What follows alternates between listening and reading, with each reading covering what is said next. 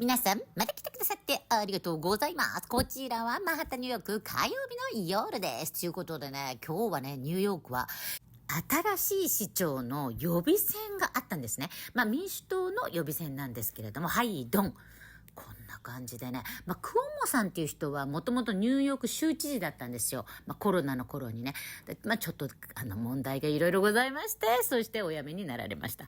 そしてね、この2番目につけているマムダニ、この方がね、モスリムで、なんか社会主義みたいな、なんかちょっとね、なんかカルトみたいな人なんですよ。もうこの人になったらニューヨーク大変なことになっちゃいますので、ぜひ共和党に誰かいい人いないかなと思って願っております。あとはね、トランプさんが今日から3日間かな、オランダのネトサミットに行かれました。で、このドン、こんな感じで、オランダに旅立たれたんですけれども、その前に、ちょっとね、激おこのね、動画があったんですよ。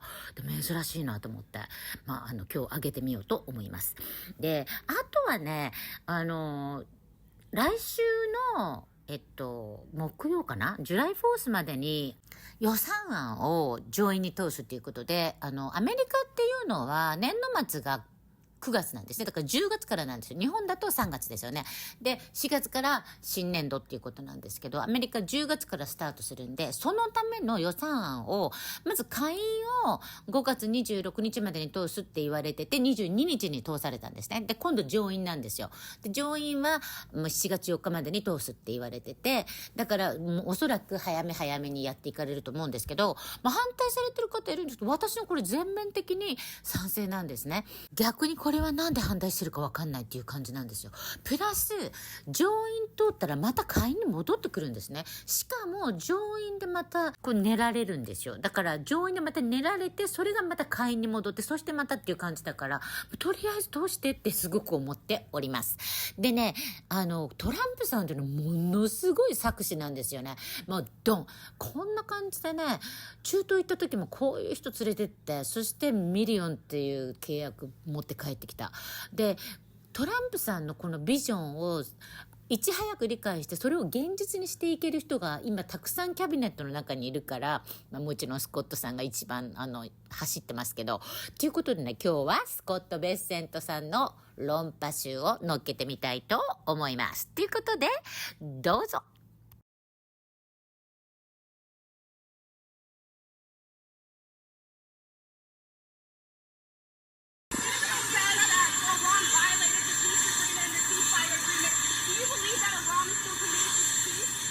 Yeah, I do. They violated, but Israel violated it too. Israel, as soon as we made the deal, they came out and they dropped a load of bombs, the likes of which I've never seen before. The biggest load that we've seen.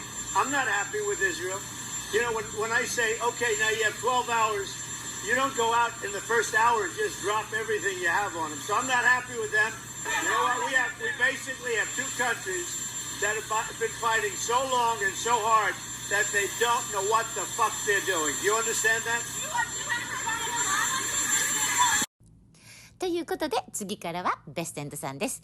経済政策完全、もう何かと文句をつけられて、もう根拠なく叩かれるベッセントさんですけれども、綺麗に切り返していらっしゃいます。ということで、どうぞ。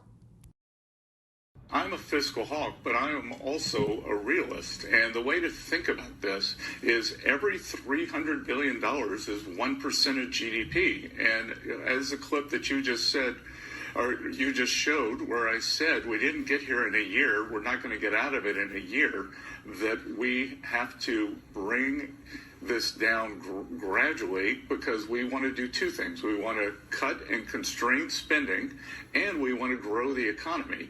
And what Senator Paul is asking for or advocating for, I think, could cause a sudden stop in the economy. So, I'm a deficit hawk, but I'm also a realist. What's important here is our debt to GDP. Yeah. So that if we don't grow, then we won't grow the tax base, and we're not going to grow revenues. We're not going to grow the economy. We inherited a mess, and we have to constrain spending, cut spending, and then grow our way out of this. So what we've seen is we keep hearing from the CBO that there's going to be a large deficit from the bill, which we disagree with, but using the CBO scoring, they came out and scored the tariff revenue. We think it'll be the minimum of $2.8 trillion over the 10-year window, which actually puts the bill in surplus if you include the tariff revenue, which they won't do. It gives you a tremendous surplus, but we're not allowed to use that. For some reason, they say scoring. Nobody knows what scoring means. Maybe a couple of people, but nobody. I want you to share with us what could happen, and forget the Potomac amnesia about who's responsible for it. Let's go to what actually is going to happen if this bill doesn't get passed. How is it going to affect hardworking American taxpayers? Congressman, good to see you again. It is what we call in economics a sudden stop. It would be cataclysmic. It would be the largest tax hike in history. It would be a disaster for businesses, for working Americans, and for our status in the world. That to have this happen, we would see increases in taxes on thousands of dollars of working Americans. We would see business contract, and we would see a substantial increase in the unemployment rate. So as you look at what's taking place right now, and I think there's always the back and forth about do these tariffs work, do they not work? Just from a standpoint, your background is incredible. Is incredible for you to be in this position today. So I want to thank you for doing that, because you stepped out of a pretty comfortable life where people weren't firing questions at you and not allowing you to answer them. Just going forward. And you told people just now what's going to happen if we don't get this passed. So what is it that, in addition to what we could do, that we're not already doing? Congressman, it is certainty and permanence. As we have seen, the corporate tax rate is permanent. That is, we are not arguing on that here. Businesses have great certainty. Households do not. Small businesses do not. And this administration, myself especially, given my small town roots, they are laser focused that Main Street can do well here. And Main Street is a series of small business owners who work every week to make payroll. On average, 9 employees, family owned, and this would be cataclysmic for them. On the other side, having permanence, being able to invest, being able to hire more workers, being able to expand, they will lead a Main Street resurgence. We will also see a manufacturing resurgence. Approximately 9% of Americans are now engaged in the manufacturing sector. History has shown us that wage growth occurs more readily in the manufacturing sector for working class Americans than in the service sector.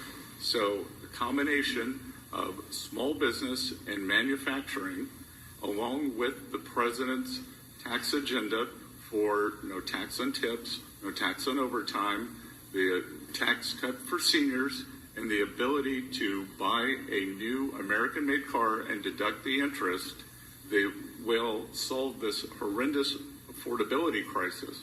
Because the way to think about it, Congressman, we are dealing with two things here. We are dealing with affordability, and we are dealing with inflation. Affordability is the stock of inflation, and we are working to pull that down. That can be pulled down two ways, through price levels or increase real wages. I think we can do both, but the real fill-up here would be increase real wages for working Americans. On the other side, we just saw yet another fantastic inflation number, much of that due to decrease in energy prices.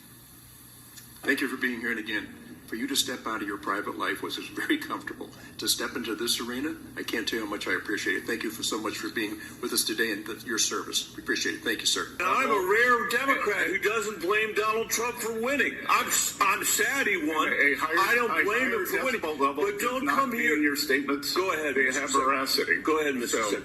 What? Higher decibel level does not give your statements more veracity. There seems to be a new version of TDS, which I would call tariff derangement syndrome. And many on your side seem disappointed that there is no inflation today. As a matter of fact, we saw the best inflation numbers since 2020. So there has been nothing passed on. There has been no tariff recession. So no inflation, no recession due to tariffs.